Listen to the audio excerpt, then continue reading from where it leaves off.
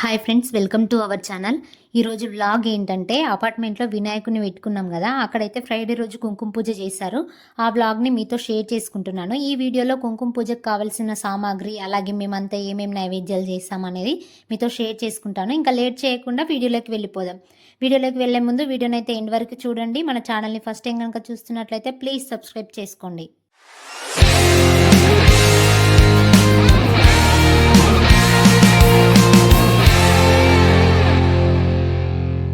ఆ రోజు కుంకుమ పూజ రోజు మార్నింగ్ 7కే వస్తా అన్నారు పంతులు. అందుకని చెప్పేసి మార్నింగ్ అయితే తొందరగా లేచి పనంతా కంప్లీట్ చేసేసుకున్నాను.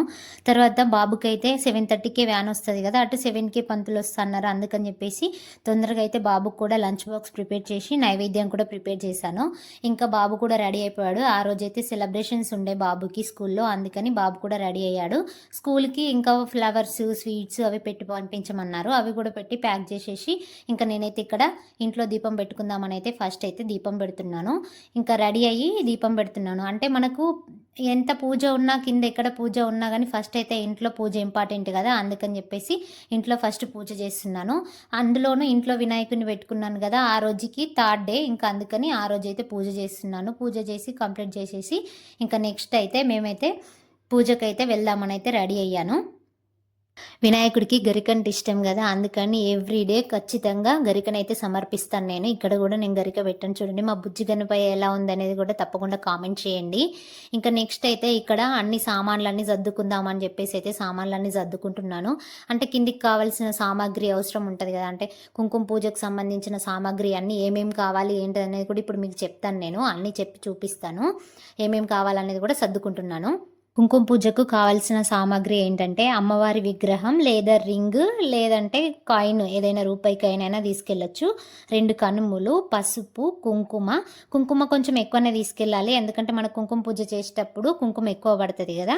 వస్త్రము, ఆచమనీయం ప్లేటు, 1 స్పూను, మంగళహారతి, 1 కలశం చెంబు, తమలపాకులు, పూలు, కొబ్బరికాయ, పంచామృతం, ఇంకా నైవేద్యం, ఫ్రూట్స్, ఇంక ఇవి కావాలి.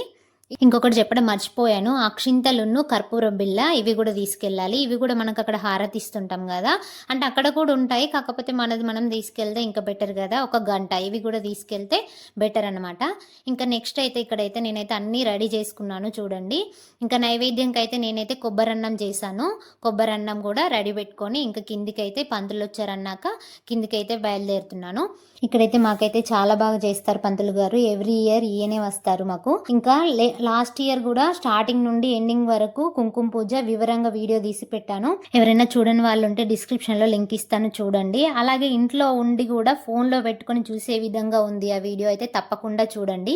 ఇంకా మాకు ఊర్లో అయితే ఒక ప్లేట్లో కానీ తట్టులో కానీ బియ్యం పోసుకొని దాని మీద కుడుకలు ఉంటాయి కదా, ఆ కుడుకలు తీసుకొచ్చుకోమంటారు, 2 కుడుకలు.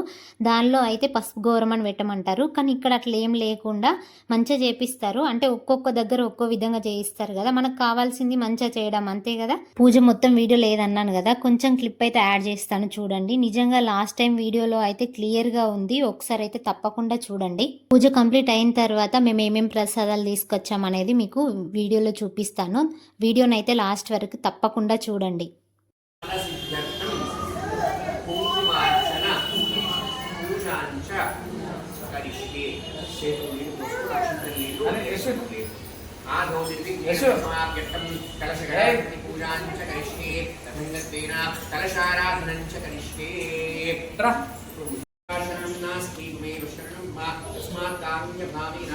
మొత్తానికైతే మా కుంకుమ పూజ అయితే చాలా బాగా అయింది.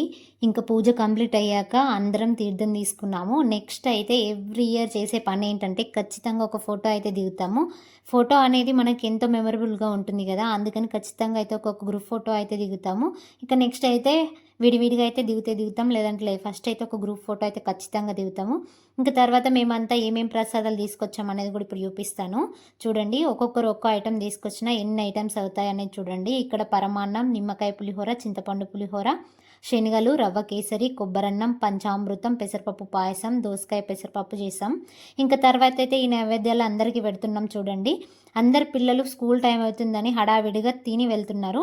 ప్రసాదాలు అయితే చాలా బాగున్నాయి. అందరికీ వినాయకుడు ఉన్న రోజులు టిఫిన్ అయితే అక్కడే అవుద్ది, అలాగే మాకు డిన్నర్ కూడా అక్కడే అవుద్ది. అంటే మేము నైట్ కూడా అందరం ప్రసాదాలు చేసుకొని తీసుకొని వెళ్తాము. ఇంతకు మా కుంకుమ పూజ వీడియో ఎలా ఉంది, నచ్చిందా? నచ్చితే తప్పకుండా లైక్ చేయండి. వీడియోనైతే తప్పకుండా సబ్స్క్రైబ్ చేయడం మాత్రం